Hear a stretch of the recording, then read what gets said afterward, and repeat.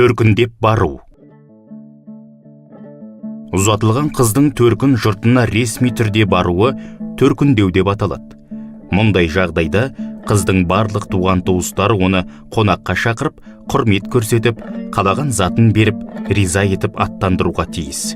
Төркіндеу әр қыздың парызы. Төркіндеудің маңызы зор және ол әйелдерге ғана тән ғұрып.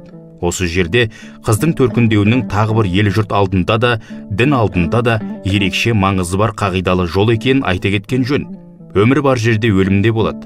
Мысалы, қазақ әйелі мейлі ол жас, мейлі жасамыс болсын, көз жұмып, намазы шығарылар алдында молда бұл әйел төркіндеді ме деп сұрайды. Бұған марқұмның төркіндері, яғни әке шешесі, туған туыстары, қайын жұрты жауап беруге тиіс. Егер әр түрлі себептермен төркіндей алмаса, оның жаназаға қатысып отырған ет жақын туыстары сол жерде марқұм болған әйелдің төркіндеу рәсімін жасау керек. Ол былай жасалады. Аталған туған туыстары осы марқұм болған апамыз не сіңіліміз, не қызымыз төркіндеп келгенде бергеніміз деп ақша тастайды, немесе мал атайды.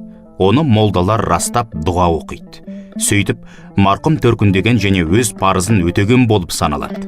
Бұлай болмаған жағдайда марқұмға ауыр, арттағы туған туыстарына парыз болып қалады. Бұл жол жоралғы таза қазақ үлгі-өнегесі, тәртібі, ата-бабаларымыз салып кеткен жөн жосық. Мұны бүгінгі қазақ әйелдері ескергені жөн. Аналары да, қыздары да осы қағиданы ұстап, тәлімі мен тәрбиесі зор ұлттық мәдениетіміздің осындай жақсы үлгілерін өмірге енгізуі қажет. Бұл өзіміздің ұлттық мәдениетіміз бен салт дәстүрімізді сыйлағанымыз болып саналады. Мәлімет Қазақ халқының тұрмысы мен мәдениет кітабынан алынды.